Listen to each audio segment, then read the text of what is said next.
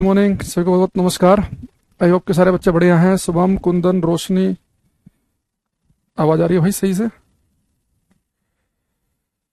क्या हाल चाल है भाई सभी का? तैयारी कैसी चल रही है? जोर शोर से? माहौल एकदम बिल्कुल तगड़ा बना रखा है। और हमारी कोशिश है कि आप सभी को जो क्लास में कराया जाए, बस आप उससे फिलहाल सबसे पहली जो प्रायोरिटी हो आपकी, उसे डेली के डेली खत्म करते रहो, है ना। एक बार क्लास में लाइव देखकर और बाद में जो आपको नोट्स अपलोड किया जाए उससे गो थ्रू हो जाओ। क्लास ले रखी होगी ना, तो नोट्स में लिखा शब्द समझ में आएगा। सीधे नोट्स देखोगे तो फिर आपको पता है किस दिन क्लास छोड़ देना आप। और ऐसे नोट्स देखना जो अपलोड होते हैं, तो आपको ना फील आएगी ना, चीजें उतनी क्लियर होंगी। तो बस इतना करते रहो अभी फिलहाल के लिए। हर सब्जेक्ट अपना कवर करते रहो, बाकी हम आपके सेवा में ही उपस्थित। आप मेहनत करेंगे, हम आपसे डबल करने के लिए तैयार है। रोहित, सुमित, पिंकी, हरिकेश, लक्की, राहुल, सूरज, विपिन। सूरज कह रहा है अनडिफाइंड। सूरज, तुम्हारा रोज क्लास में कुछ दिक्कत आती है। मोनू, पिंकी, सही चल रहा है, मामला आगे बढ़ाया जाए। तो कल की क्लास में हमने ऑप्टेक्स शुरू कर दिया था।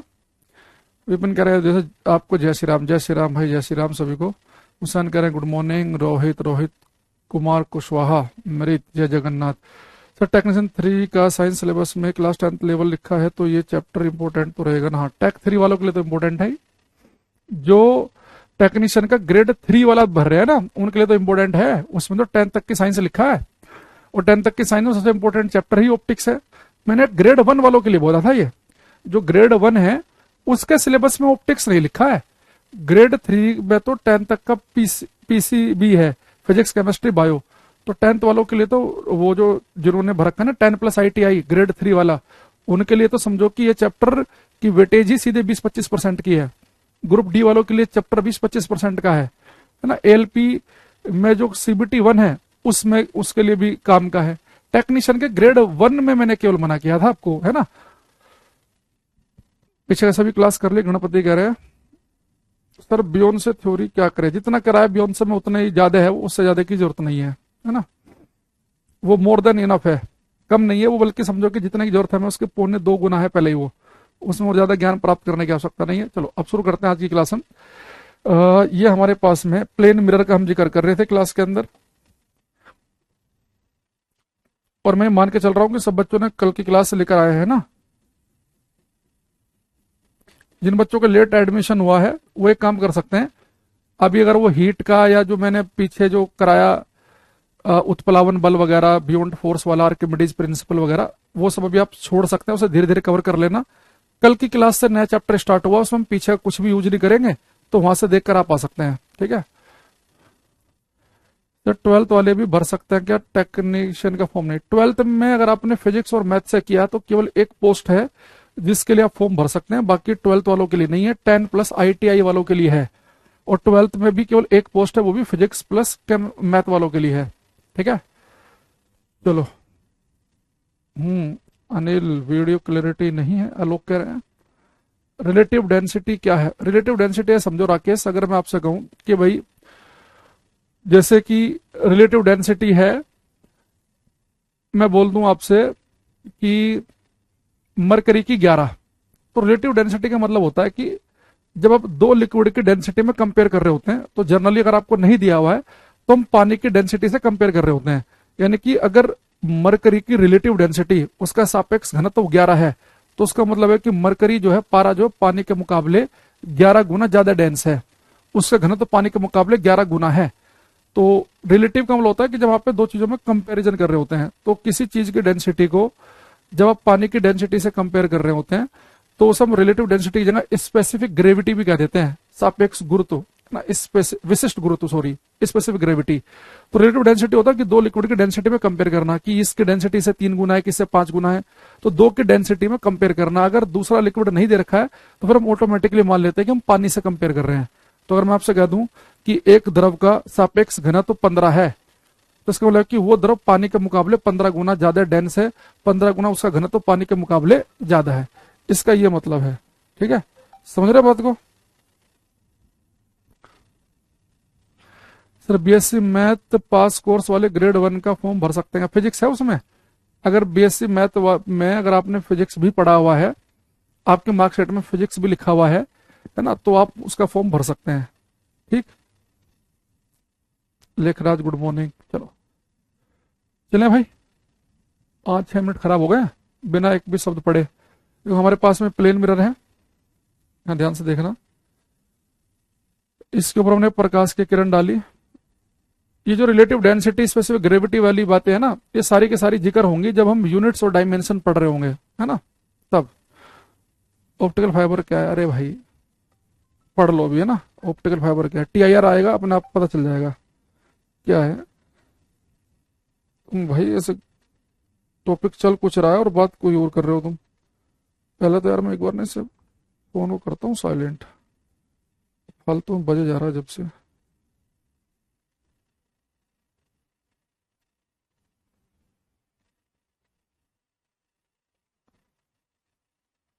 साइलेंट क्यों हो रहा है। हम्म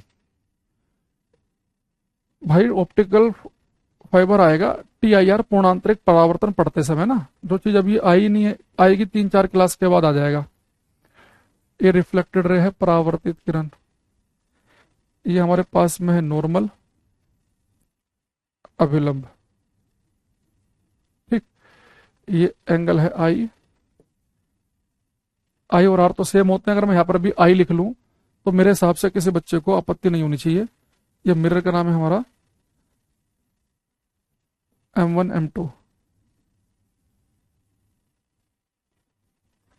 M1 M2, ठीक है। सर टेक्नीशियन मैकेनिकल इंजीनियरिंग की कोई पोस्ट है कि नहीं? भाई आपको नोटिफिकेशन नहीं पढ़ना आता सुबह? मैंने एक आध बच्चे का चलो ठीक है कमेंट कर दिया, बता दिया, आप लोग तो परेशानी हो गए। नोटिफिकेशन पढ़ो, हिंदी में भी है नोटिफिकेशन, अगर इंग्लिश कम आती है तो इंग्लिश में भी है। नोटिफिकेशन में लिखा हुआ है साफ साफ कि आपके पास जो BSc होनी चाहिए, होनी चाहिए फिजिक्स में, इलेक्ट्रॉनिक्स में, कंप्यूटर साइंस में, इंफॉर्मेशन टेक्नोलॉजी में, इंस्ट्रूमेंटेशन में। या डिप्लोमा अगर आपके पास में है या बीटेक की डिग्री है वो भी इन्हीं सब्जेक्ट में होनी चाहिए। वहाँ कहीं पे लिखा है मैकेनिकल इंजीनियरिंग, नहीं लिखा। वहाँ कहीं इलेक्ट्रिकल लिखा है, नहीं लिखा। वहाँ कहीं पे सिविल लिखा है, नहीं, यानी कि आप फॉर्म नहीं भर सकते।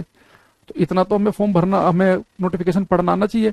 हाँ, अगर आपके पास में कॉम्बिनेशन हैं, जैसे कि प्योर आपने, जैसे मान लो कि फिजिक्स नहीं है तो इलेक्ट्रॉनिक्स के कुछ सब्जेक्ट हैं फिजिक्स के हैं तो ठीक है। या अगर मान लो कि आपने BSc पास भी किया है लेकिन आपने हर साल फिजिक्स का अगर आपके पास सब्जेक्ट रहा है तो आप फॉर्म भर दो, है ना। तो जो ग्रेजुएशन कर रहे हैं जिनका अभी रिजल्ट नहीं आया वो कोई फॉर्म नहीं भर सकता। उसमें लिखा है साफ साफ कि जो बच्चे अपने रिजल्ट का वेट कर रहे हैं वो फॉर्म ना भरें। तो अब ये तो केवल टाइम पास करने वाली बात है। एक और आगे कि कॉमर्स से क्या हूं तो भर सकता हूँ, कि भाई लिखा है नोटिफिकेशन पढ़ो, नहीं भर सकते, है ना। तो ये चलती क्लास में फिर तो यही है कि या तो हमने नोटिफिकेशन नहीं पढ़ा या पढ़ने के बाद हमें समझ में नहीं आ रहा, ये केवल अपनी संतुष्टि के लिए ही केवल ऐसे पूछ रहे हैं, है ना। हो जाएगा संतोष, बिल्कुल होगा। एक ये देखो राकेश फिर ये कहता है सर आप मुझे डांट देते हो, ये हर क्लास में इसकी आदत है खराब। कहता है जी फिर मेरा क्वेश्चन पूछने का डर लगता है, कह रहे जी लाइट का नेचर कैसा है, चैप्टर लाइट खत्म हो गया। अरे लाइट में अभी लाइट मैंने शुरू भी नहीं किया है, कोई पूछ रहा जी ऑप्टिकल फाइबर, अरे TIR में आएगा। लाइट का नेचर जब पढ़ेंगे, लाइट का नेचर हो जाएगा, जब वेव और पार्टिकल दोनों की बात हो जाएगी, वेव का नेचर भी आ जाएगा, है ना। तो कुछ बच्चे ना केवल अपने होशियार बनने के लिए, नेतागिरी झाड़ने के लिए कुछ ना कुछ फालतू कमेंट करते रहते हैं।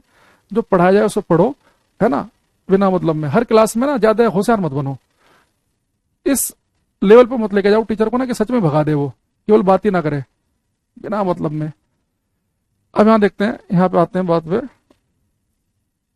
ये हमारे पास में एक मिरर है, ये हमने कल तक की बात पढ़ ली। अब मैं इस मिरर को बेटा थोड़ा सा घुमाने वाला हूं, थोड़ा सा रोटेट करने वाला हूं। अभी मेरे पास मिरर था, इसे मैंने ऐसे घुमा दिया, है ना, थीटा एंगल पे।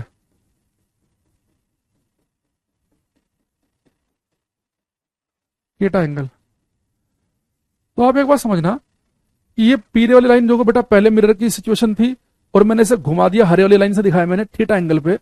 तो आप सभी को पता होना चाहिए कि जैसे मैं मिरर को थीटा एंगल पे घुमाऊंगा तो साथ में नॉर्मल अभिलंब भी थीटा एंगल पर ही घूम जाएगा। क्यों घूम जाएगा भाई? नॉर्मल तो हमेशा 90 डिग्री के एंगल पे होता है मिरर से। यहां देखना, ये काली वाली लाइन और मेरी उंगली देखना, ये यहाँ पे 90 डिग्री के एंगल पे है।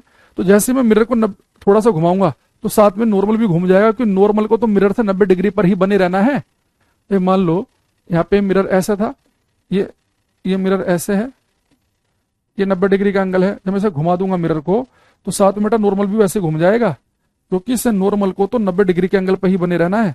तो जैसे आप मिरर को थीटा एंगल पर घुमाते हैं तो साथ में नॉर्मल भी थीटा एंगल पर घूम जाता है, ठीक है।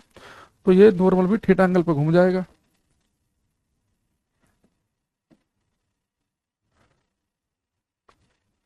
तो नॉर्मल भी घूम जाएगा थीटा एंगल पे। ठीक, तो दर्पण थीटा पे घुमाया तो नॉर्मल भी थीटा पे घूम जाएगा बेटा, साथ में रिफ्लेक्टेड रे परावर्तित किरण भी घूम जाएगी। अब ये रिफ्लेक्टेड रे परावर्तित किरण कितने एंगल पे घूमेगी, ये पेपर में हमारे से पूछता है कि परावर्तित किरण कितने कोण पर घूम जाती है। मैं इसका आपको पहला आंसर बता देता हूं, फिर हम प्रूफ भी कर लेंगे। तो अगर पेपर में जब भी ऐसा क्वेश्चन आए कि दर्पण को 3 डिग्री पे घुमाया तो अभिलंब कितने पे घूमेगा, 3 पर ही घूमेगा, लेकिन परावर्तित किरण कितने पे घूमेगी, तो याद रखना आप मिरर को जिस एंगल पर घुमाएंगे नॉर्मल अभिलंब उसी एंगल पर घूमता है, लेकिन रिफ्लेक्टेड रे उसे डबल एंगल पे घूम जाती है। और मैंने दर्पण को थीटा एंगल पे घुमाया तो रिफ्लेक्टेड रे घूम जाएगी 2 थीटा एंगल पे। और ये सारा काम हम कर रहे हैं इस इंसिडेंट रे को बेटा फिक्स करके। यानी मैंने क्या किया है कि मेरे पास में ये मिरर था, एक बच्चे को मैंने आपसे कहा कि भैया यहाँ से लाइट छोड़ो और तेरा हाथ हिलना नहीं चाहिए, उसने कहा जी ठीक है। यहाँ से उसने टॉर्च का बटन दबाया, लाइट निकली, इसका हाथ फिक्स है। अभी लाइट टकरा रही थी, ऐसे जा रही थी, रिफ्लेक्ट हो रही थी। अब मैंने मिरर को घुमा दिया थीटा एंगल पे, तो जैसे मिरर थीटा एंगल पे घूमेगा तो रिफ्लेक्टेड रे डबल एंगल पे घूम जाएगी। तो हम आपतित किरण को इंसिडेंट रे को फिक्स करते हुए अगर दर्पण को थीटा कोण पर घुमा दें तो अभिलंब भी थीटा कोण पर घूम जाता है और परावर्तित किरण घूम जाती है उसे डबल एंगल पर। इसका भी हम प्रूफ करेंगे, पर पहले आप इसका एक बार रिजल्ट जो है ये आंसर लिख लेंगे क्योंकि ये हमारे काम का है। तो लिखेंगे इसमें हम keeping keeping keeping incident ray fixed, keeping incident ray fixed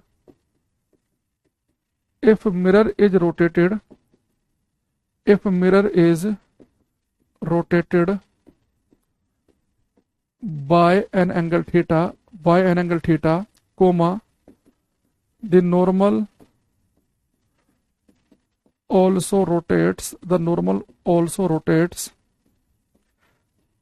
by an angle theta, by an angle theta, while by an angle theta while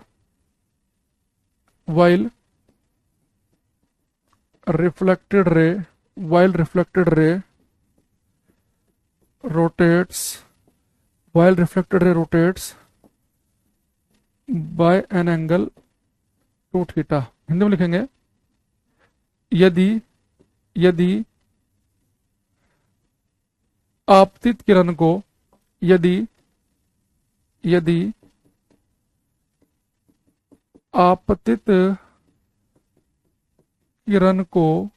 आपतित किरण को स्थिर रखते हुए दर्पण को थीटा कोण पर घुमाया जाए, यदि आपतित किरण को स्थिर रखते हुए दर्पण को थीटा कोण पर घुमाया जाए, यदि दर्पण को थीटा कोण पर घुमाया जाए तो अभिलंब भी थीटा कोण पर घूम जाता है,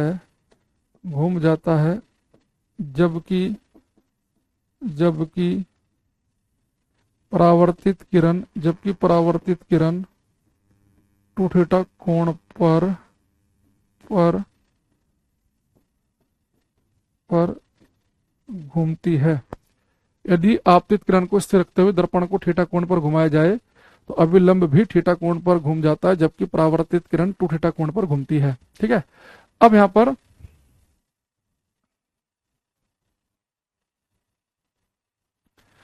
मैं पूछ रहा हूं, मैंने मैकेनिकल इंजीनियरिंग से पॉलिटेक्निक की और मैंने मैकेनिकल पोस्ट नहीं आ रही है तो मैं 12th पीसीएम से ग्रेड 3 के लिए जो नहीं, आपके पास 12th की मार्कशीट ही नहीं है क्योंकि आपने तो क्या किया ना, पहले आपने पॉलिटेक्निक की है फिर आपने इंजीनियरिंग की है, 12th की आपके पास मार्कशीट होनी चाहिए पीसीएम में, नहीं भर सकते आप। ठीक है, अच्छा दूसरी चीज, अगर आपको इसका प्रूफ भी देखना है कि सर ये कैसे आया कि अगर हमने इसे थीटा कोण पर घुमाया तो टी थीटा कोण पर कैसे घुमा, तो थोड़ा समझ लेते हैं। इससे भले ही हमें कोई इतना फर्क नहीं पड़ेगा, कोई हमें डेरिवेशन नहीं करना, पर हमारी अंडरस्टैंडिंग थोड़ी सी बढ़ेगी। आप एक चीज देखो, भाई जैसे आपने मिरर को घुमाया थीटा एंगल पर, तो नॉर्मल तो थीटा पे घूम ही जाएगा, क्योंकि नॉर्मल को तो 90 डिग्री पर रहना ही है ना। अच्छा अब यहाँ देखना, ये बेटा मेरे पास आया नए वाला नॉर्मल, अब बड़े ध्यान से देखना, और इंसिडेंट रे तो मेरी फिक्स है, तो इंसिडेंट रे और नए वाला जो नॉर्मल है इनके बीच में एंगल कितना है, ये आई एंगल, ये थीटा, तो नए वाले नॉर्मल के साथ में एंगल बन गया आई प्लस थीटा। तो अगर बेटा नए वाले नॉर्मल से लाइट आई प्लस थीटा एंगल पर आई है, तो नए वाले नॉर्मल से आई प्लस थीटा एंगल पर ही जाएगी, क्योंकि हमें पता है कि लाइट नॉर्मल से जिस एंगल पर आती है उसी एंगल पर जाती है, तो नए वाले नॉर्मल से जिस एंगल पर आई है उसी एंगल पर जाएगी। तो अब मेरे पास में ये आई प्लस थीटा पर लाइट आई है, तो वापस भी कितने पे जाएगी, आई प्लस थीटा पे जाएगी। अब मुझे प्रूफ करना है कि जो इतना एंगल है ये 2 थीटा के बराबर है, तो कैसे प्रूफ होगा, ये बड़े वाला एंगल कितना दिख रहा है मुझे, आई प्लस थीटा, इसमें से अगर मैं ये वाला एंगल घटा दूं, इस बड़े वाले आई प्लस थीटा में से अगर ये वाला एंगल घट जाएगा तो ये वाला एंगल बचेगा। Are you getting this. तो ये वाला एंगल देखो कितना है मेरे पास में, यहां से यहां तक का है आई, यहां से यहां तक का है थीटा, तो ये वाला एंगल बनेगा मेरे पास में आई माइनस थीटा, यानी कि इस यहां से लेकर यहां तक का जो एंगल है आई प्लस थीटा, उसमें से अगर ये आई माइनस थीटा घटा दिया जाए तो ये वाला एंगल बच जाएगा। तो आई प्लस थीटा में से आई माइनस थीटा घटा के देख लो क्या आएगा, मैं यहां पे कर देता हूं इसे। तो आई प्लस थीटा में से मुझे घटाना है, सब्ट्रैक्ट करना है आई माइनस थीटा, क्या देखना, आई प्लस थीटा माइनस आई माइनस माइनस प्लस, तो आई से आई कट गया तो कितना बचा 2 थीटा, यानी कि मेरे पास कितना बन गया 2 थीटा, यानी कि आपको रिफ्लेक्टेड रे जो है वो 2 थीटा एंगल पर घूम जाएगी। समझ में आ गई बात ये। तो डेरिवेशन समझ में आया तो अच्छी बात है, नहीं तो आपको आंसर तो याद रखना ही है। मैं दोबारा बता देता हूं कि हम सभी को पता है कि जैसे मिरर को थीटा एंगल पे घुमाएंगे तो अभिलंब भी थीटा एंगल पे घूम जाएगा।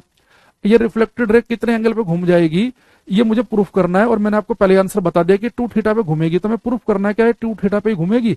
तो मैंने कहा आपसे भाई जो नए वाला नॉर्मल है उससे जो इंसिडेंट रे उसका कितना एंगल बना है, ये आई ये थीटा, तो आई प्लस थीटा पे लाइट आई, तो नए वाले नॉर्मल से आई प्लस थीटा पे ही वापस जाएगी। तो इस पूरे आई प्लस थीटा में से मुझे ये वाला एंगल घटाना है, तो पूरा एंगल कितना है, आई है, इसमें से अगर मैं थीटा घटा दूंगा कि आई माइनस थीटा बचेगा, तो आई प्लस थीटा में से आई माइनस थीटा घटा दिया तो 2 थीटा मेरे पास में आंसर आ गया। ठीक है,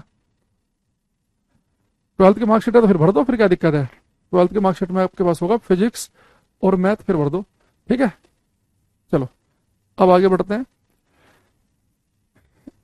एक तो बेटा एक चीज और देखना आप यहाँ पे क्लास में, अब कुछ ये डायरेक्ट प्रॉपर्टी होती है मिरर की, ये मेरे पास में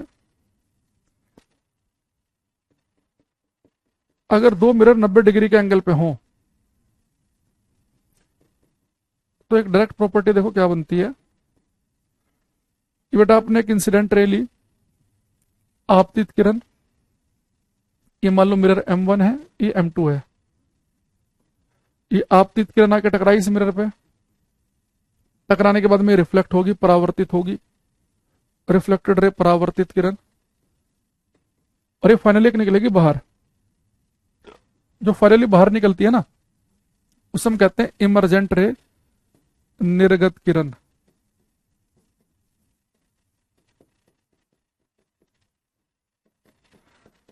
तो पेपर में क्वेश्चन आता है कि हम 2 मिरर 2 दर्पणों के बीच में कितना एंगल रखें, ऑप्शन होगा 30 60 45 90, कि 2 मिरर के बीच में कितना एंगल पुट किया जाए कि जो आपतित किरण है और जो निर्गत किरण है ये एक दूसरे के समानांतर निकलें, एक दूसरे के पैरेलल हों। तो sir R I not equal होंगे, sir ji R I not equal होंगे, कहां पे आर आई नोट इक्वल है, आर आई तो हमेशा बराबर होते हैं रिफ्लेक्शन में Saurabh.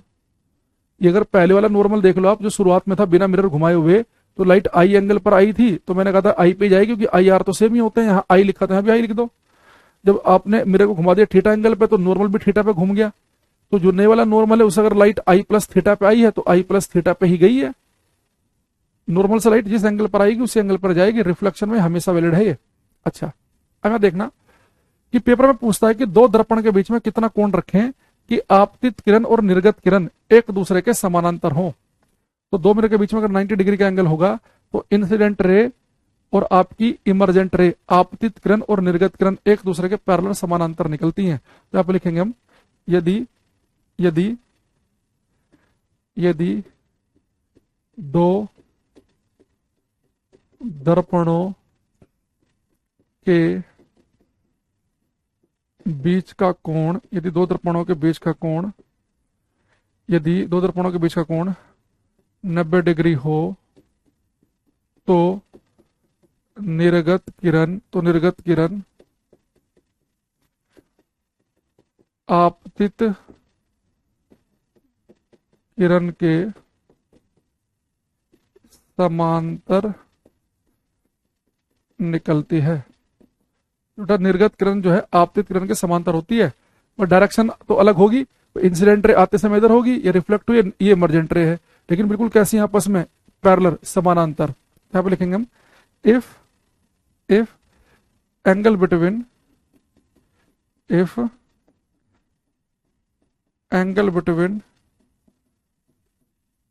two mirrors, if angle between two mirrors is 90 degree, comma, the emergent ray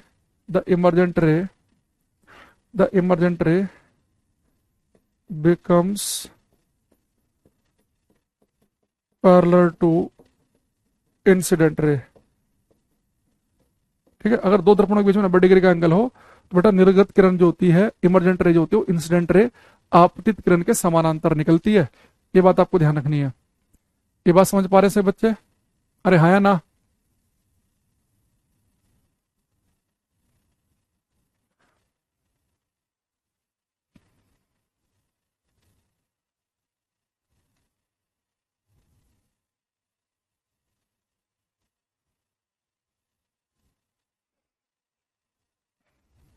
ठीक। अच्छा, ऐसे अगर बेटा दो मिरर के बीच में 60 डिग्री का एंगल हो तो भी एक डायरेक्ट प्रॉपर्टी बनती है, इसे भी आपको ध्यान रखना है। ये दो मिरर हैं,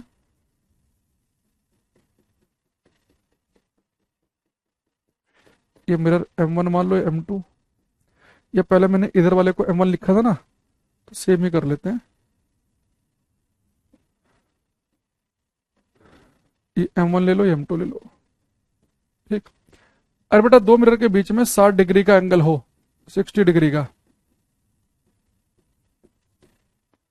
60 का, तो यहां पर भी एक डायरेक्ट प्रॉपर्टी बनती है। वो देखो डायरेक्ट प्रॉपर्टी क्या बनती है, अगर 60 डिग्री का एंगल हो तो जब दो मिरर के बीच में 60 डिग्री का एंगल होगा तो आप किसी भी एक दर्पण के पैरेलल, या तो इसके पैरेलल यहां पे एक रे डाल दो, या इसके पैरेलल यहां पे डाल दो, किसी भी एक दर्पण के पैरेलल रे आप डालो। तो मैंने क्या किया, इस वाले के पैरेलल एक रे यहां पे डाल दी। ठीक, ये इंसिडेंट रे है। तो अगर बेटा दो दर्पण 60 डिग्री के एंगल पर हैं और आपने किसी एक दर्पण के, किसी एक मिरर के समानांतर प्रकाशीय किरण छोड़ दी, तो पता क्या होगा, ये मिरर, ये रे गई यहां पे टकराई, रिफ्लेक्ट हुई, परावर्तित हुई,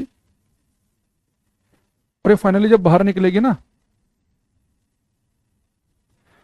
जब बाहर निकलेगी, इसे मैं कहूंगा इमर्जेंट रे, निर्गत किरण। तो मैंने देखा, मैंने बेटा इस वाले मिरर के सापेक्ष इस मिरर के समानांतर एक किरण फेंकी, ये इसके पैरेलल फेंकी, लेकिन जो फाइनली बाहर निकली वो दूसरे वाले के पैरेलल निकली। यानी मैंने पैरेलल तो इसके छोड़ी थी, लेकिन जब ये रिफ्लेक्ट हुई, फिर इमर्जेंट रे निकली, जो निर्गत किरण निकली, वो दूसरे के पैरेलल निकली। तो पेपर में आपसे कहेगा कि अगर दो मिरर के बीच में क्या एंगल होना चाहिए, दो दर्पणों के बीच में कितना कोण होना चाहिए, कि अगर हम एक दर्पण के समांतर प्रकाशीय किरण छोड़े तो जब फाइनली बाहर निकले तो दूसरे के समांतर होकर निकले। आपने इसके पैरेलल छोड़ी थी, पर जब फाइनली बाहर निकलेगी तो दूसरे के समांतर निकले। तो एक मिरर के पैरेलल रे छोड़ रहे हैं, लेकिन जब बाहर निकल रही है तो हमने देखा कि दूसरे के पैरेलल निकली, तो उनके बीच में एंगल होना चाहिए 60 डिग्री का। अगर मैं आपसे बोलूं कि यहाँ पे तो पहले वाले केस में क्या था, कि पहले केस में तो जो आपने इंसिडेंट रे छोड़ी और इमरजेंट रे, इसमें तो इंसिडेंट और इमरजेंट रे आपस में पैरेलल थी। इसमें जो इंसिडेंट रे और जो इमरजेंट रे थी, इसमें जो आपतित किरण और निर्गत किरण थी, ये आपस में समांतर हैं। जो छोड़ी गई और जो बाहर निकली आपस में पैरेलल। दूसरे वाले केस में क्या है कि आपने एक दर्पण के पैरेलल रे छोड़ी, लेकिन जो फाइनली बाहर निकली तो दूसरे के पैरेलल निकली। ठीक है, तो उसके लिए दो मिरर के बीच में एंगल 60 डिग्री का होना चाहिए। तो अगर दो दर्पण 60 डिग्री के कोण पर हो तो क्या प्रॉपर्टी बनती है, दो दर्पण 60 डिग्री कोण पर रख दो, एक के पैरेलल रे छोड़ो, तो जो फाइनली बाहर निकलेगी दूसरे के पैरेलल निकलते हुए दिखेगी। आप एक कमरे में बिल्कुल अंधेरा कर लेना और थोड़ा सा कर देना धूप बत्ती से, थोड़ा सा धुआं सा कर देना, ठीक है, ताकि आप ना लाइट का पाथ देख पाए, है ना। तो आप क्या करना, कभी घर में करना, दो मिरर 60 डिग्री के एंगल पे रखना, 60 डिग्री के एंगल पे, और लेजर लाइट जब आप बटन दबाओगे तो उससे आपको लाइट निकलती हुई दिखेगी। तो लाइट एक मिरर पर टकराएगी, फिर दूसरे पर टकराएगी, जो फाइनली बाहर निकलेगी ना, आपको साफ साफ दिखेगा जो फाइनली बाहर निकल रही है वो पहले वाले के, आपने अगर इसके पैरेलल रे छोड़ी है तो जो फाइनली बाहर निकलेगी वो दूसरे वाले के पैरेलल समानांतर बाहर निकलते हुए दिखेगी। तो समझ रहे हैं लैंग्वेज को, कि दो दर्पण किस कोण पर रखें कि एक के समानांतर किरण छोड़ें तो जो फाइनली बाहर निकले वो दूसरे वाले के पैरेलल हो जाए, तो 60 डिग्री का एंगल होना चाहिए। तो यहां पर लिखेंगे हम, यदि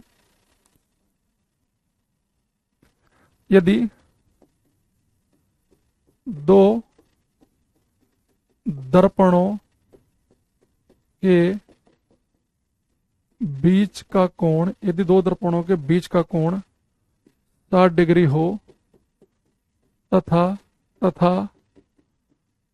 आपतित किरण किसी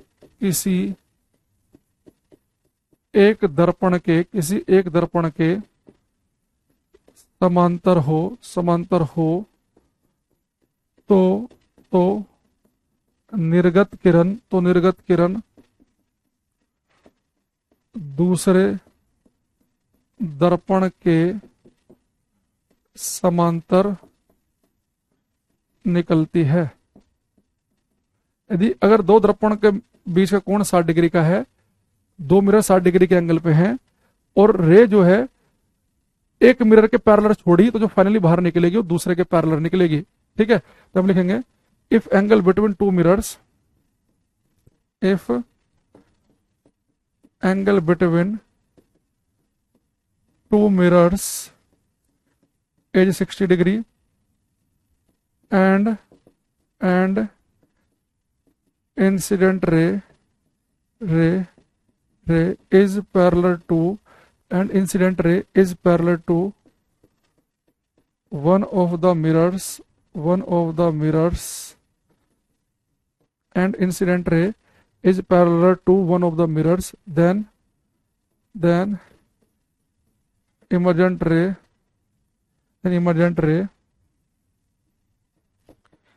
becomes parallel to another mirror। यदि दो दर्पणों के बीच का कोण 60 डिग्री हो और आपतित किरण किसी एक दर्पण के समांतर है, angle between two mirrors is 60 degree and incident ray is parallel to one of the mirrors, then emergent ray becomes parallel to another. तो मुझे बताओ कि दोनों क्वेश्चन में फर्क समझ में आ रहे हैं? क्वेश्चन की लैंग्वेज समझ जाओगे, पेपर में कह देगा कि दो दर्पण के बीच का एंगल क्या होना चाहिए। यदि एक मिरर के पैरेलल रे छोड़े तो जो इमर्जेंट रे निकले, जो निर्गत किरण निकले, वो दूसरे के पैरेलल निकलती हुई दिखे तो 60 डिग्री का एंगल। दो मिरर के बीच में क्या एंगल रखें कि जो आपतित किरण है जो छोड़ी गई थी और जो निर्गत है इमर्जेंट रे है ये आपस में पैरेलल हो जाएं। तो अगर दो के बीच में 90 डिग्री का एंगल रखेंगे तो आने वाली और निकलने वाली रे आपस में पैरेलल होंगी। लेकिन अगर दो के बीच में 60 का एंगल रखेंगे, एक के पैरेलल रे छोड़ेंगे तो जो फाइनली बाहर निकलेगी वो दूसरे के पैरेलल होगी। एक क्लियर है कि नहीं है ये बताओ?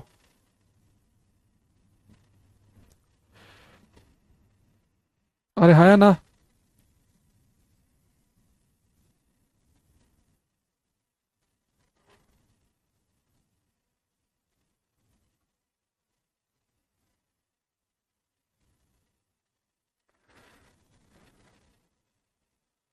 ठीक है, आगे बढ़े। अरे है ना?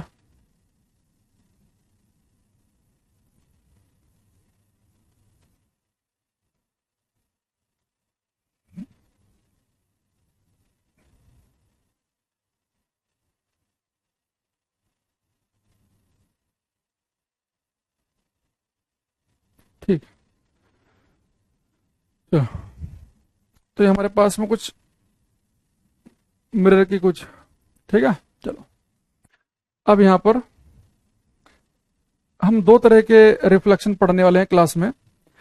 एक रिफ्लेक्शन पढ़ेंगे हम एक स्मूथ प्लेन सरफेस से, स्मूथ सरफेस ले रहा हूं मैं, स्मूथ चिकनी सतह जैसे कि एक मिरर, स्मूथ सरफेस चिकनी सतह है ना। हाँ, और आ गया, ठीक है। जिसे एक आध को नहीं आया वो हाँ दोबारा देख लेना वीडियो ना, क्योंकि ऐसा कुछ है नहीं इसमें।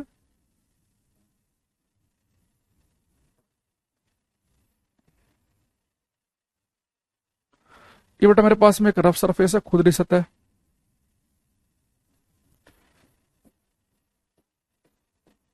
रफ सरफेस, खुदरी सतह है।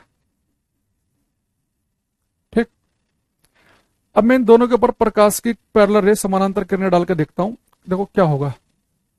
अगर आप बिल्कुल स्मूथ चिकनी सतह पर प्रकाश की पैरेलल रे डालें, यहां से लाइट रिफ्लेक्ट होगी, परावर्तित होगी, और यहां पर भी डाल रहा हूं मैं प्रकाश की पैरेलल रेज। इसे मान लो मैंने यहां डाली, और ये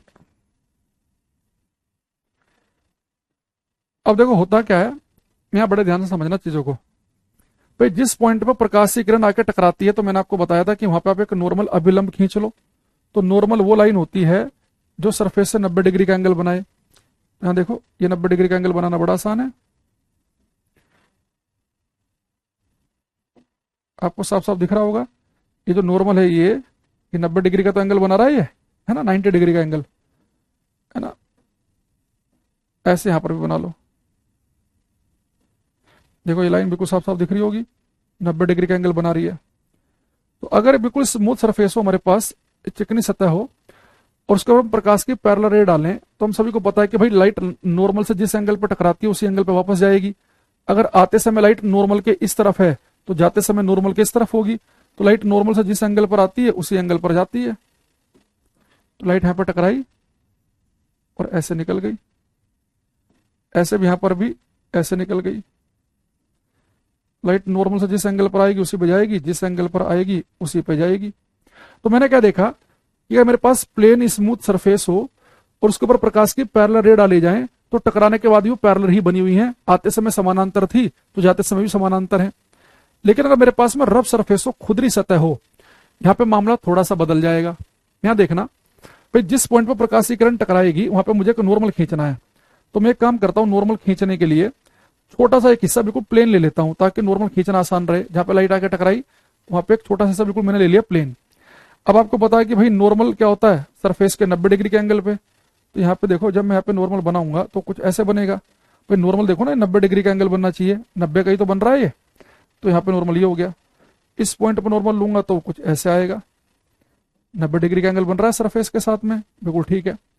और हम सभी को पता है कि लाइट जिस एंगल पर आती है उसी एंगल पर जाएगी, ये बात हमेशा वैलिड है। तो यहाँ पर लाइट जिस एंगल पर टकराई उसी पर जाएगी। अगर यहाँ पर लाइट टकराई 3 डिग्री पर, तो वापस भी 3 पर ही जाएगी। अगर आते समय इस तरफ है तो जाते समय होगी उस तरफ।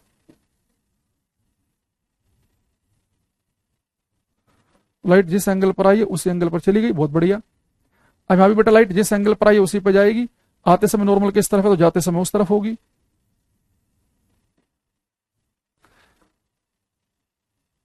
तो मैंने क्या देखा कि अगर मेरे पास रफ खुदरी सतह हो तो रेज आई तो थी पैरेलल, पर टकराने के बाद में एक इधर भाग गई, एक इधर भाग गई। टकराने के बाद में पैरेलल समानांतर नहीं रही। लेकिन इसका यह बिल्कुल मतलब नहीं है कि जो रफ सरफेस है, खुदरी सतह है, वो प्रकाश के परावर्तन के नियमों का पालन नहीं कर रही है। यहां पे भी देखो, रिफ्लेक्शन का लो हर पॉइंट में यहां पर भी फॉलो हो रहा है। इस पॉइंट पे यहाँ पर रे टकराई, यहां पर भी रे जिस एंगल पर आई उसी एंगल पे गई, यहां भी रे जिस एंगल पर आई उसी एंगल पे गई। बस यहाँ दिक्कत क्या होती है रफ सरफेस में, कि अलग अलग पॉइंट पे जो नॉर्मल की डायरेक्शन है ना, वो अलग अलग होती है। भाई बिल्कुल प्लेन सरफेस होगी तो आप कहीं पे भी नॉर्मल खींचो तो ये नॉर्मल बिल्कुल ऐसे बनेगा, इस पॉइंट पे भी नॉर्मल बिल्कुल ऐसे बनेगा, इस पॉइंट पे भी ऐसे बनेगा। यहाँ पे जितने भी नॉर्मल बनेंगे ये नॉर्मल आपस में पैरेलल होते हैं। अब जो आपने रे छोड़ी वो भी पैरेलल, ये नॉर्मल अभिलंब भी आपस में पैरेलल। तो टोटल 3 तो रे हैं, तो 3 में से इंसिडेंट रे भी पैरेलल हो गई, नॉर्मल भी पैरेलल, तो रिफ्लेक्टेड रे भी पैरेलल ही निकलेंगी। लेकिन यहाँ पे दिक्कत क्या है कि यहाँ पे इस पॉइंट पे नॉर्मल इधर को बन रहा है, इस पॉइंट पे इधर को बन रहा है। तो इस वाले पॉइंट पे तो लाइट इस वाले नॉर्मल के हिसाब से जाएगी, इस वाले पॉइंट पे इस वाले नॉर्मल के हिसाब से जाएगी। तो इसका बिल्कुल कतई मतलब नहीं है कि रफ सरफेस पर लॉज ऑफ रिफ्लेक्शन काम नहीं कर रहे हैं। I is equal to are इस रफ सरफेस पे भी काम कर रहा है। यहाँ पर भी लाइट जिस एंगल पर आ रही है उसी एंगल पर ही क्या जा रही है, वापस। बस यहाँ पे दिक्कत क्या है कि अलग अलग पॉइंट पर नॉर्मल की डायरेक्शन अलग अलग होने की वजह से, तो इस पॉइंट पर लाइट इस वाले नॉर्मल के अकॉर्डिंग आते समय इधर थी, जाते समय इधर होगी, इस पॉइंट पर आते समय इधर थी, जाते समय इस तरफ होगी। तो जो ऐसा रिफ्लेक्शन है कि जहां पर रे पैरेलल तो आए, लेकिन सरफेस पर टकराकर कोई रे किधर भाग जाए, कोई किधर भाग जाए, टकराने के बाद पैरेलल ना रहे, तो ऐसा जो रिफ्लेक्शन है हमारा कहलाता है डिफ्यूज्ड रिफ्लेक्शन या इरेगुलर, अनियमित परावर्तन कहते हैं इसे हम। लेकिन यहाँ पर रे आए पैरेलल और टकराने के बाद ही पैरेलल रहे, ये हमारा कहलाता है स्पेक्युलर या रेगुलर रिफ्लेक्शन, नियमित परावर्तन। तो नियमित परावर्तन प्रकाश की रे जाएंगी, सरफेस पर टकराएंगे, टकराने के बाद ही पैरेलल ही रहेंगी। तो जो स्मूथ चिकनी सतह है वो स्पेकुलर रिफ्लेक्शन आपको शो कर रही है। लेकिन यहाँ पे क्या है कि रे आते समय पैरेलल थी पर जाते समय अलग अलग डायरेक्शन में बिखर गई, तो ये हमारा डिफ्यूज्ड रिफ्लेक्शन हो गया। तो यहाँ पे हम देखेंगे ये हमारे पास हो गया स्पेक्युलर या रेगुलर रिफ्लेक्शन, रेगुलर रिफ्लेक्शन हम कहते हैं हिंदी में नियमित परावर्तन। तो पेपर में क्वेश्चन पूछता है कि नियमित परावर्तन जो है वो किस तरह की सतह प्रदर्शित करती हैं। तो नियमित परावर्तन होता है चिकनी सतहों से, जो स्मूथ सरफेस है उनसे होगा। लेकिन जो डिफ्यूज्ड है कि रे आई ऐसे कोई किधर भाग गई कोई किधर भाग गई, ये हमारा कहलाता है इरेगुलर या डिफ्यूज्ड रिफ्लेक्शन, डिफ्यूज्ड या इरेगुलर रिफ्लेक्शन, ये हमारा कहलाता है अनियमित परावर्तन, अनियमित परावर्तन।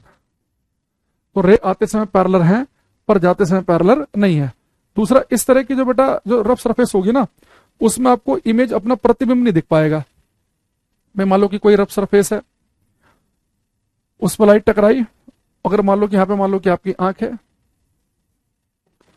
तो रेज बहुत सारी रेज आके टकराई, तो कोई किधर चली गई कोई किधर चली गई, आपकी आंख में बहुत इंटेंस लाइट नहीं पहुंच पाएगी, तो यहाँ पे आप इमेज नहीं देख सकते। रफ सरफेस के अंदर, सड़क के अंदर, दीवारों के अंदर आपको अपना प्रतिबिंब नहीं दिखाई देगा, क्योंकि वहां पर डिफ्यूज्ड रिफ्लेक्शन होता है।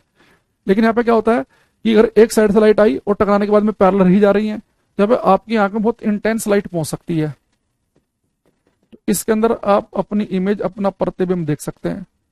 तो प्रतिबिंब देखने के लिए आपको एक स्मूथ चिकनी सतह चाहिए होगी, जैसे कि मिरर, मिरर के अंदर आप अपनी इमेज देख सकते हैं कि मिरर के पे जो भी लगातार रेज टकरा रही हैं, वो जहां से टकराने के बाद में एक पर्टिकुलर डायरेक्शन में, जिधर भी आप अपनी आंख रखोगे उस पर्टिकुलर डायरेक्शन में बहुत सारी रेज आपकी आंख में पहुंचेंगी। तो इसके अंदर आप अपनी इमेज देख सकते हैं।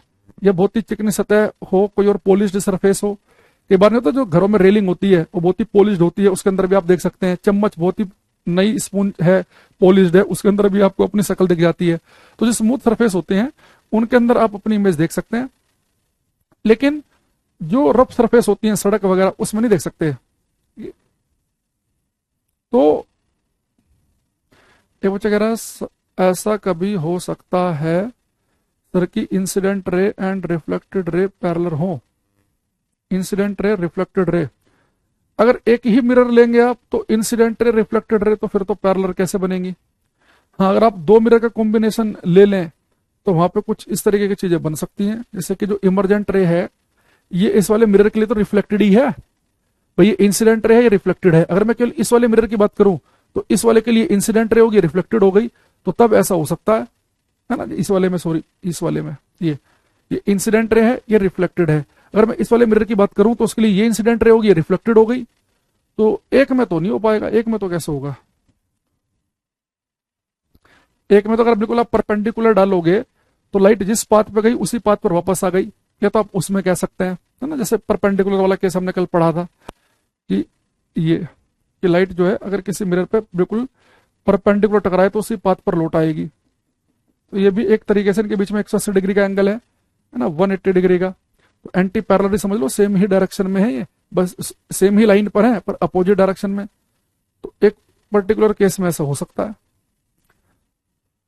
अब हमारे पास में पेपर में उसने कहा कि, जैसे एक बार उसने पेपर में कहा कि स्मूथ चिकनी सतह से होने वाले परावर्तन को क्या कहा जाता है, तो हम बोलेंगे चिकनी सतह से होने वाला जो परावर्तन है, जो स्मूथ सरफेस से होने वाला जो परावर्तन है, चिकनी सतह से होने वाला, उसे हम कहते हैं स्पेक्युलर रिफ्लेक्शन या रेगुलर, जो भी आपको नाम लिखा मिल जाए। ऐसे कल को पूछ ले कि जो रफ सरफेस से होता है उस पर क्या होता है, वो हमारा क्या है, वो डिफ्यूज्ड है। कि जब रफ सरफेस पे भी आई इक्वल टू आर हर पॉइंट पे वैलिड है कि नहीं, बिल्कुल है। देखो, अगर लाइट कभी रिफ्लेक्ट हो रही है, लाइट कभी परावर्तित हो रही है, हाँ 90 डिग्री वाले बताया ना, 90 डिग्री वाले में हो सकता है, ऐसे बता तो दिए, परपेंडिकुलर वाले स्पेशल केस में। अच्छा, अब देखो, अब इस पॉइंट पे भी I equal to are follow हुआ, इस पॉइंट पे भी, अलग अलग पॉइंट पे आई इक्वल टू आर हर जगह वैलिड है, ठीक है। चलो, अब हमारे पास में ये दो तीन बातें हमने पढ़ी। अब मैं एक क्वेश्चन आपसे पूछने वाला हूं, आपने कितना ध्यान दिया अभी हमें पता चल जाएगा। अगर पेपर में आपसे पूछ ले कि जो प्लेन मिरर होता है, समतल दर्पण, ये समतल दर्पण कैसा दर्पण है, ये कन्वर्जिंग है कि डाइवर्जिंग, ये प्रकाश की किरणें इकट्ठी करता है कि फैलाता है, तो आप किस पर टिक लगाएंगे? प्लेन मिरर कैसा मिरर है? एक ऑप्शन है कन्वर्जिंग मिरर, अभिसारी दर्पण, अभिसारी दर्पण कन्वर्जिंग, और एक है हमारे पास डाइवर्जिंग मिरर, अपसारी दर्पण। तो हम किस पर टिक लगाएंगे? अपसारी दर्पण। तो बताओ किस पर टिक लगा के आओगे? समतल दर्पण को अभिसारी कहें कि अपसारी? कन्वर्जिंग यानी कि प्रकाश की किरणों को इकट्ठा करने वाला, और डाइवर्जिंग यानी कि प्रकाश की किरणों को फैलाने वाला। तो क्या आंसर होगा आपका? पर NDA coast guard CDS exam है अप्रैल में। भाई तुम्हारा पेपर 10 दिन बाद हो और तुम बैच ले लो 1 हफ्ते पहले, तो उसकी जिम्मेदारी तो हमारी है नहीं। इतने साइंस स्पेशल निकलते हैं, जब आपको पता है पेपर अप्रैल में, तो आप मार्च में क्यों बैच ले रहे हो भाई ना? ये 2 महीने में पहले फरवरी में क्यों ले रहे हो? आप भी तभी जागते हो ना जब बिल्कुल पेपर आने वाला होता है। स्नेहा, प्रिंस, देवयान, गंगेश, सरजीत का सही है। मनोज, देखो जो बच्चे कह रहे हैं कि प्लेन मिरर कन्वर्जिंग है, उन सबका गलत है।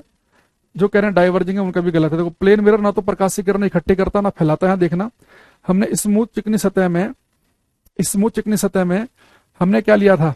हमने क्या बोला था आपसे स्मूथ चिकनी सतह के अंदर कि प्लेन मिरर का एग्जांपल लिया कि प्रकाश की किरणें आई पैरेलल, टकराने के बाद भी पैरेलल है। भैया रे आई पैरेलल और जाने के बाद भी पैरेलल है, तो क्या पैरेलल रे के रे एक पॉइंट पे इकट्ठी हो रही है क्या? नहीं, ये फैल रही है नहीं। तो जैसी आई थी बिल्कुल वैसी की वैसी है। प्लेन मिरर ना प्रकाश की किरणों को इकट्ठा करता ना फैलाता है। जैसी आएंगी समानांतर, बिल्कुल वैसी की वैसी समानांतर ही निकल जाएंगी। समानांतर किरणें यानी कि उनके बीच बिल्कुल ऐसे चलती रहेंगी, ना तो एक ही पॉइंट पे जाके मिल रही हैं, ना ऐसे फैल रही हैं। तो दोनों आपको बोला था नाइदर कन्वर्जिंग नो डाइवर्जिंग, तो लिखेंगे plane mirror, plane mirror is neither converging, neither converging nor diverging. समतल दर्पण न तो समतल दर्पण न तो अभिसारी है और न ही अपसारी। कोई सा नहीं है ये, ना कन्वर्जिंग है ना डाइवर्जिंग है।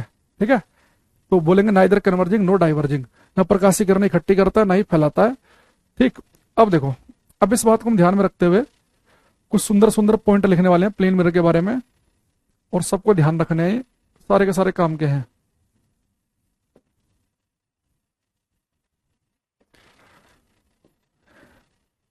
भाई प्लेन मिरर के अंदर ही तो हो रहा है, रे पैरेलल आ रही है, जा भी पैरेलल ही रही है।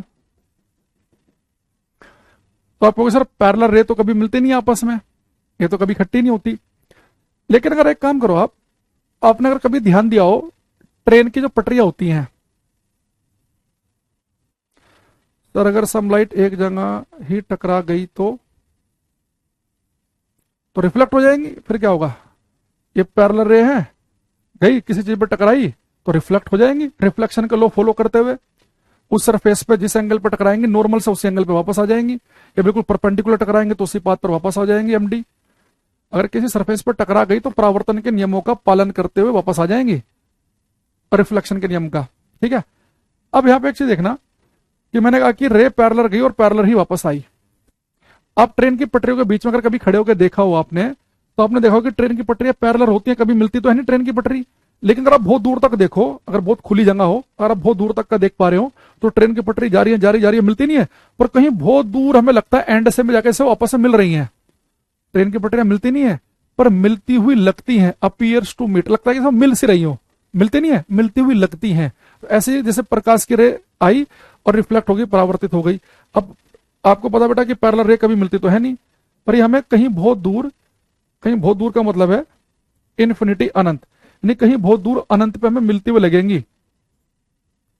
तो अगर मैं आपसे कहूं कि जो प्लेन मिरर है ये प्रकाशी किरणों को कहां पर फोकस करता है, कहां पर इकट्ठा करता है, तो बोलेंगे जो प्लेन मिरर है प्रकाशी किरणों को इकट्ठा करता है इन्फिनिटी, अनंत पे। ये प्रकाशीय किरणों को अनंत पर फोकस करने का मतलब ये है कि कभी फोकस करेगा ही नहीं। भाई मैं कह रहा हूं कि ये काम जो होगा अनंत दूरी पे होगा। मैंने आपसे कहा कि आपको 1000 बिलियन डॉलर मिलेंगे अपने घर से चलो अनंत दूरी तय करने के बाद।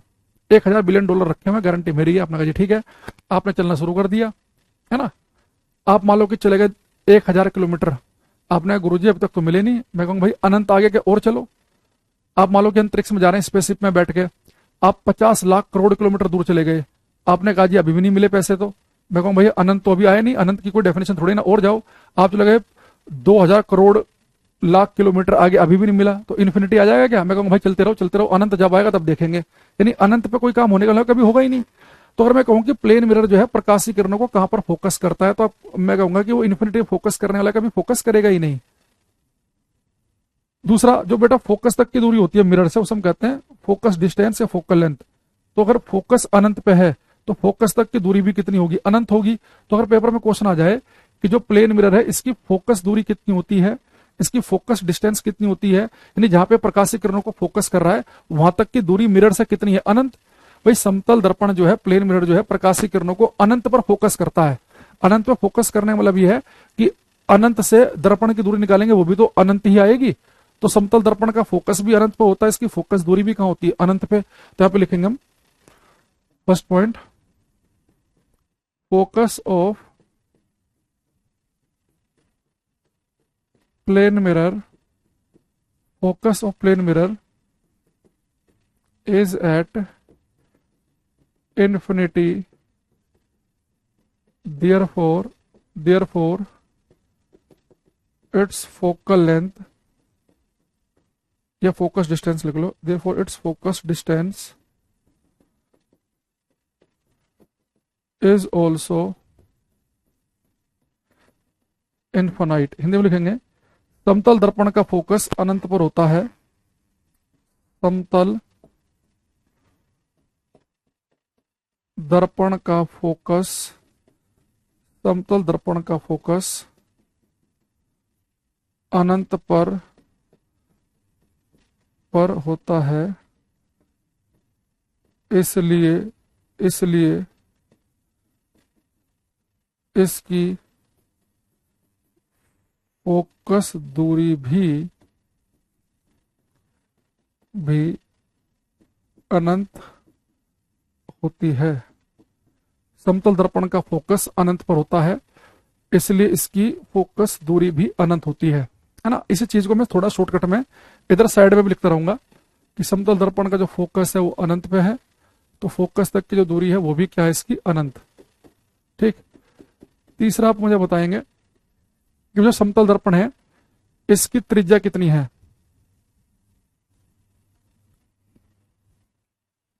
सर अगर कोई गंजा हो तो उसके ऑयल लगाने पर लाइट डाला जाए तो क्या रिफ्लेक्ट होगी? हाँ बिल्कुल रिफ्लेक्ट होगी, थोड़ा सा हिस्सा लाइट का रिफ्लेक्ट होगा, कुछ उसका जो सर है वो एब्जॉर्ब भी करेगा।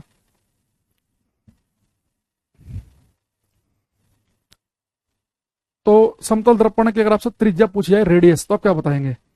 आप कहेंगे सर रेडियस तो हम बचपन से पढ़ रहे हैं, किसी कर्व चीज की, घुमावदार चीज की होती है रेडियस। तो भाई कोई चीज ऐसी है, कोई सर्कल है, गोला, इनकी तो रेडियस होती है।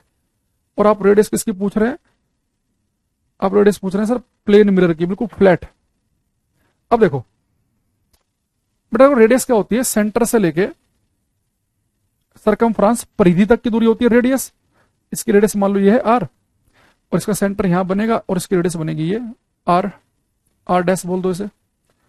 तो मैंने क्या देखा कि अगर मैं पहले और दूसरे में कंपैरिजन करूं तो मुझे क्या दिखाई दे रहा है साफ साफ कि जो दूसरे वाला जो गोला है, दूसरे वाला जो सर्कल है, इसकी रेडियस ज्यादा है। यानी देखो जब ये पहले वाला देखो भाई इसके अंदर ज्यादा कर्व है, भाई ज्यादा घुमाव है ना, घूमे। यानी कि अगर कुछ बहुत ज्यादा कर्व हो, कर्वेचर बहुत ज्यादा हो किसी चीज का, तो उसकी रेडियस कम आती है। लेकिन जैसे आपने इसका कर्वेचर कम किया, इसका घुमाव कम किया, ऐसे ऐसे करके ऐसे किया, तो रेडियस लगातार बढ़ रही है। भाई अगर मैं आपसे कहूं कि आपको यहाँ पे मोटरसाइकिल से घूमना है तो आप कहेंगे सर बहुत ही शार्प टर्न है, मैं तुरंत गिर जाऊंगा ज्यादा स्पीड से जाऊंगा तो।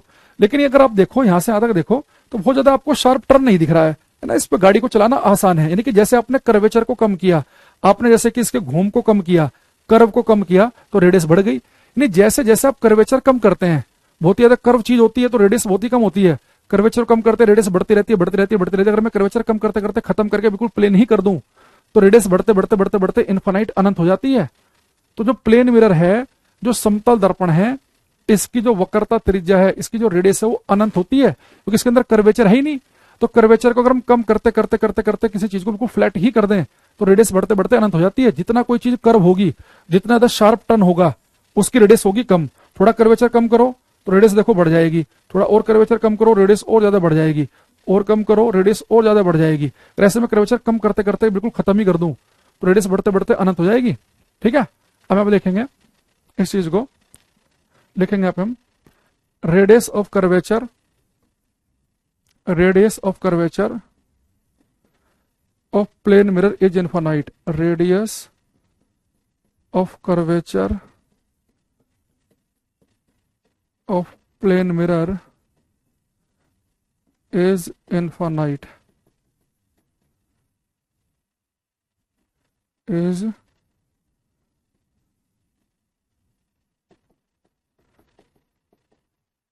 infinite. समतल दर्पण की वक्रता त्रिज्या अनंत होती है। समतल दर्पण की वक्रता त्रिज्या अनंत होती है। रेडियस ऑफ कर्वेचर क्या होती है? अनंत। फोकस इसका अनंत पे, फोकस दूरी अनंत, और इसकी वक्रता त्रिज्या भी कितनी? अनंत।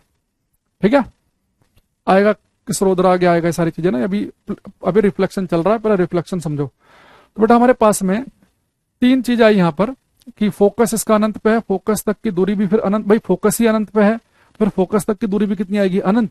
और इसके अंदर कोई कर्वेचर है ही नहीं। और आप एक बात और ध्यान रखना कि जो रेडियस होती है ना, वो कर्वेचर के इनवर्सली प्रोपोर्शनल होती है, व्युत्क्रमानुपाती। यानी जितना कम कर्वेचर होगा, जितने कम वक्रता होगी, जितना कम घुमाव होगा, त्रिज्या उतनी ही ज्यादा होगी। तो रेडियस कर्वेचर के इनवर्सली प्रोपोर्शनल। तो अगर कर्वेचर कम है, घुमाव है ही नहीं, तो रेडियस बढ़ती रहेगी। और कर्वेचर अगर बिल्कुल समाप्त हो जाए, जीरो, तो रेडियस कितनी हो जाएगी? अनंत। ठीक है, आगे बात में आप सभी को। अब हमारे पास में अगला पॉइंट आप मुझे बताएंगे कि अगर मैं आपसे पूछूं कि जो प्लेन मिरर है, जो समतल दर्पण है, इसकी पावर, इसकी शक्ति कितनी होती है? फोर्थ पॉइंट है पावर ऑफ प्लेन मिरर।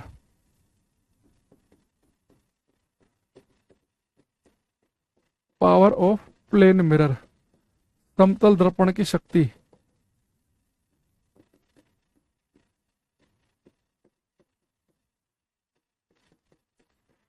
इसकी पावर शक्ति कितनी होती है?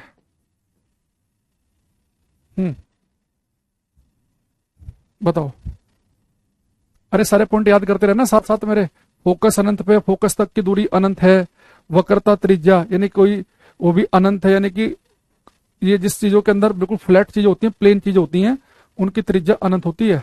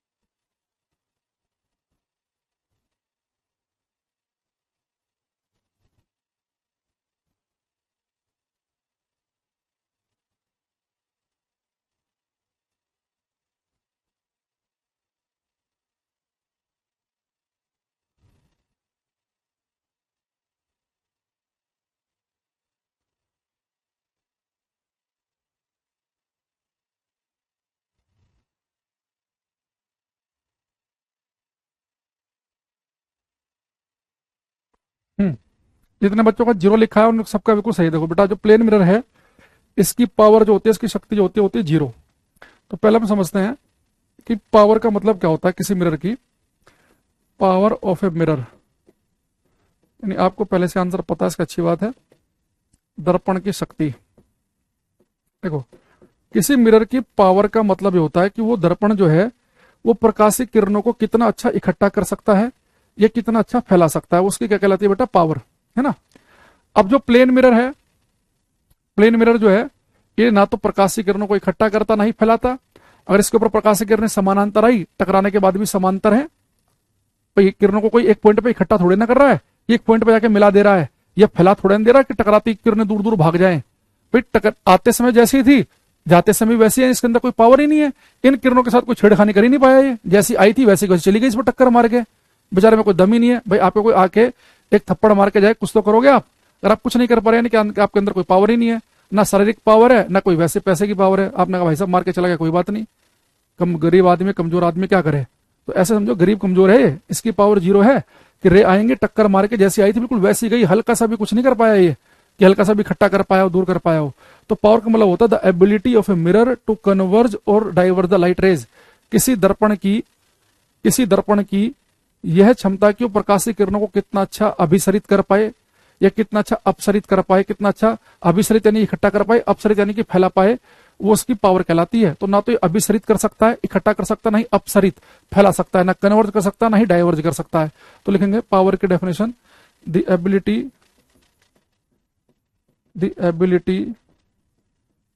Of a mirror to converge और diverge the light rays is called power of a mirror। Hindi में लिखेंगे किसी दर्पण की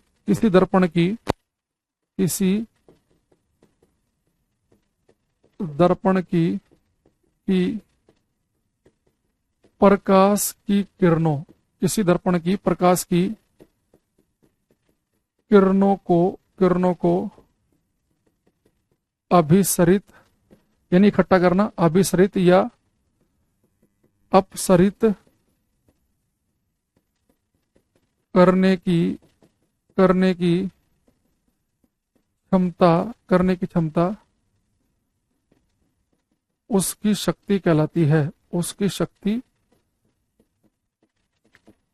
है। उसकी पावर कितनी होती है? 0।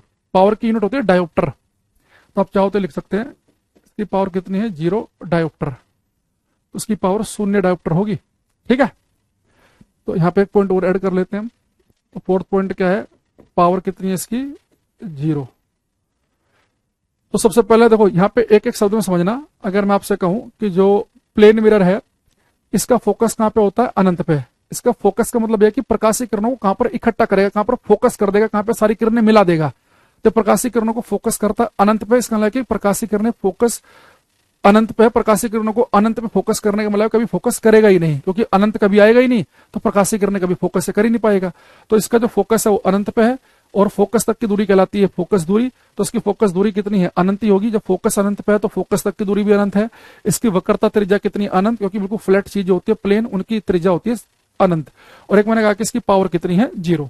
एक 5वां पॉइंट लिखेंगे इसमें हम। एक लिखेंगे magnification of a plane mirror, समतल दर्पण की आवर्धन क्षमता। Magnification of plane mirror, magnification of plane mirror, समतल दर्पण की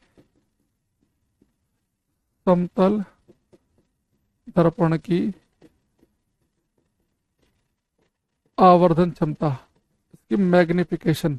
देखो मैग्निफिकेशन हम सभी मिरर की पढ़ेंगे, इंपॉर्टेंट होता है मैग्निफिकेशन ये।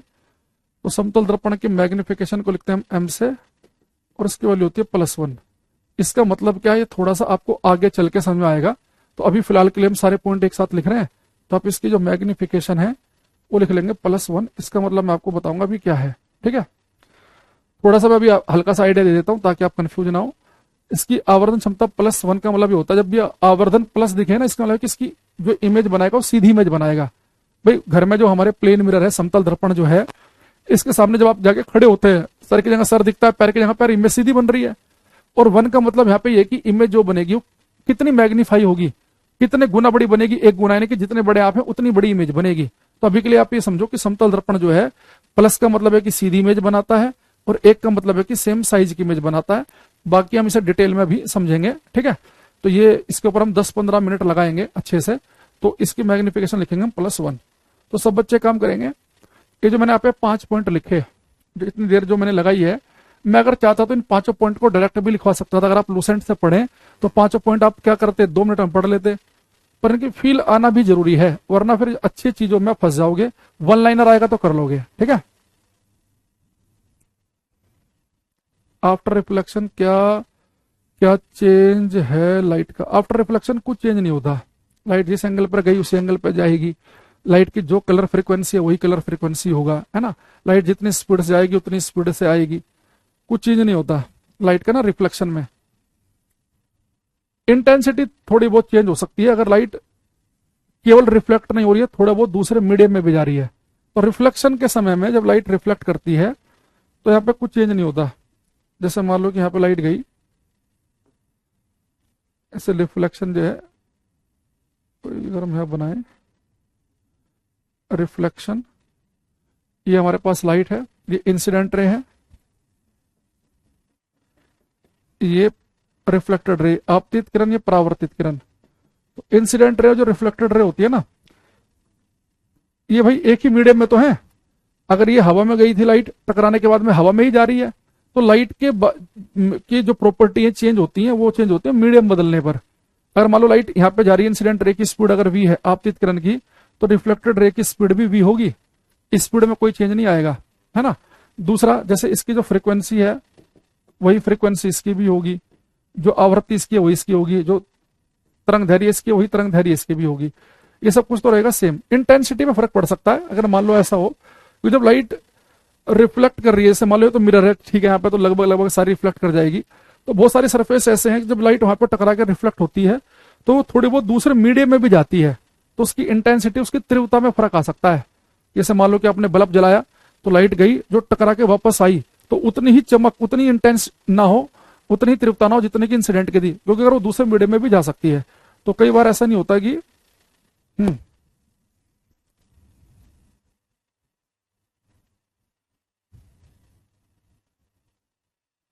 अरे मैंने बोला था तुम्हारे से कि साइंस स्पेशल 24 जो है उसका तो मार्च में खत्म हो रहा था, उससे मैंने बोला था कि 2 महीने उसकी बढ़ जाएगी वैलिडिटी। क्यों परेशान हो रहे हो तुम? 24 का बोला था मैंने, 23 का बोला था, 23 का था शायद वो, है ना, जिनका 23 वालों का था शायद से, देखता हूँ, चलो बाद में चेक कर लेंगे हम। इंटेंसिटी का फर्क आ जाएगा, बाकी और किसी चीज में फर्क नहीं आएगा। बाकी जब मैं एक बार जब रिफ्रैक्शन अपवर्तन बताऊंगा ना, तब आएंगे हम इन फैक्टर पे, क्योंकि वहां पे हम ज्यादा बढ़िया से समझ पाएंगे। अभी एक बच्चे ने पूछा था इसलिए मैंने हल्का सा बता दिया बीच में, बाकी इसमें कंफ्यूज मत होना। अपवर्तन के समय पे हम आएंगे इन सारी बातों पे, ठीक है। अच्छा, अब इसकी जो मैग्निफिकेशन है वो है +1। अब हमारे पास में 5 पॉइंट है, फटाफट इन सब सारे बच्चे ध्यान रखेंगे। अब आते हैं इस मैग्निफिकेशन के ऊपर, देखो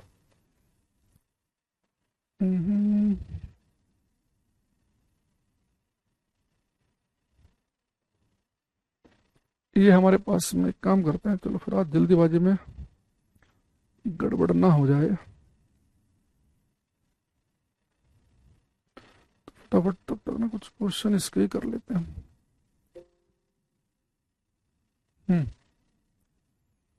23 का बोला था, हाँ तो 23 वालों का हो गया, 24 वालों का जब है तब करना भाई तुम, है ना। जैसे अब हम फटाफट क्वेश्चन करते हैं स्पीड से। देखो, अब हम थ्योरी तो पढ़ लेते हैं, लेकिन हम पेपर में जाते हैं ना, तो पेपर में दिक्कत क्या है कि सारे ऑप्शन ये मिलेंगे, 0, इन्फिनिटी, 1। क्योंकि जब हमने 5 पॉइंट याद करे मिरर के बारे में, तो इन्फिनिटी, +1, 0, ये तो सब ऑप्शन पढ़े, तो पेपर में सारे ऑप्शन दिखेंगे। तो आपको सारी चीजें क्लियर होनी चाहिए कि समतल दर्पण की शक्ति क्या है। तो आप कहेंगे सर पावर का मतलब होता है किरणों को इकट्ठा करना या फैला देना, तो समतल दर्पण ना किरणों को इकट्ठा करता है ना ही फैलाता है। तो इसकी पावर, इसकी शक्ति कितनी होती है? 0। अरे यार ब्लू लेना है, तो इसकी पावर कितनी होती है? 0। तो इसका आंसर बनेगा डी ऑप्शन, समझ रहे हो। क्योंकि जब पेपर में जाएंगे तो सारे ऑप्शन मिलेंगे एक जैसे ही। जैसे विक्की ने और बीबी नायडू ने, दोनों ने गलत कर दिया, +1 लिख दिया। भैया मैग्निफिकेशन +1 बताया। अब देख रहे हो इन बच्चों से पेपर तक की क्या उम्मीद करें हम, जिन बच्चों से 3-4 मिनट भी चीजें याद नहीं की जा रही हैं। तो उसकी पावर पूछा उसने। अगले में radius of curvature of a plane mirror, वक्रता त्रिज्या कितनी है। तो जो प्लेन मिरर है ये तो बिल्कुल फ्लैट है, इसके अंदर तो कोई कर्व है ही नहीं, तो जो चीजें बिल्कुल फ्लैट होती हैं उनकी त्रिज्या जो होती है बढ़ते बढ़ते हो जाती है अनंत। तो क्या होगी, इज इन्फिनाइट, अनंत होगी। ठीक है, तो इसका आंसर बनेगा बी ऑप्शन। अगला, magnification produce by plane mirror. तो समतल दर्पण की जो मैग्निफिकेशन होती है +1 के बराबर, is equal to 1, 0 greater than 1 less than 1, ये सारे गलत है ना। तो ये ऑप्शन आपको भाई एक जैसे से ही मिलेंगे ना, ध्यान रखना है। Reflection from a smooth surface like that of a mirror is cold, ये बताना। इसका आंसर क्या बनेगा?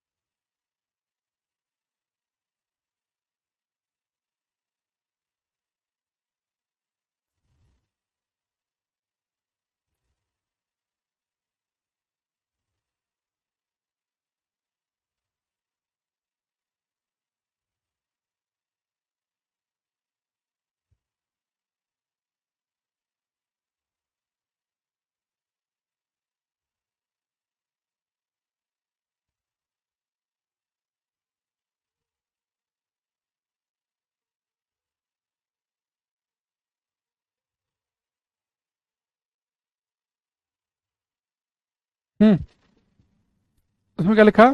Reflection from a smooth surface. तो स्मूथ सरफेस से रिफ्लेक्शन होता है, हम कहते हैं रेगुलर या स्पेकुलर रिफ्लेक्शन। इरेगुलर या डिफ्यूज तो एक ही बात होती है। तो इसका आंसर बनेगा ए ऑप्शन। ठीक है, तो चलो आज की क्लास हम इतना ही रख रहे हैं। बाकी कल आपको मैं मैग्निफिकेशन से स्टार्ट करेंगे हम, और मैग्निफिकेशन +1 का क्या मतलब है उसे ध्यान से समझेंगे। ठीक है, तो कल हम कोशिश करेंगे क्लास में रिफ्लेक्शन को समाप्त करने की, और फिर हम आएंगे रिफ्रैक्शन अपवर्तन पे, है ना। जब रिफ्रैक्शन अपवर्तन पे हम आएंगे तो बाद में उसे हम रिफ्लेक्शन के साथ में कंपेयर भी करेंगे कि दोनों में क्या समानताएं हैं, क्या समानताएं हैं। रमन, धीरज, लक्की, सोहित, सुजाता, ये 5 पॉइंट जरूर याद रखें आज की क्लास के। फोकस प्लेन मिरर का कहाँ है, फोकस दूरी कितनी है, वक्रता त्रिज्या रेडियस कितनी है, पावर कितनी है, और मैग्निफिकेशन कितनी है। दूसरा, मिरर घुमाएंगे 3 डिग्री पर, नॉर्मल घूमेगा 3 पर, रिफ्लेक्टेड रे घूम जाएगी 6 डिग्री पर, है ना। इसके अलावा अगर 2 मिरर 60 डिग्री के एंगल पे हों और एक मिरर के पैरेलल रे छोड़ देंगे तो जो फाइनली बाहर निकलेगी वो दूसरे वाले मिरर के पैरेलल होगी। और 90 डिग्री का एंगल हो तो जो इंसिडेंट रे है और जो इमरजेंट रे है वो आपस में पैरेलल निकलेंगी। ठीक है, तो बाकी मिलते हैं कल की क्लास में। कल हम इसे अच्छे से और देखेंगे, 1-2 पॉइंट जो रह गए इसके, है ना। तो आज के लिए इतना ही, मिलते हैं नेक्स्ट क्लास में। तब तक के लिए thank you, bye, take care everybody, bye everyone.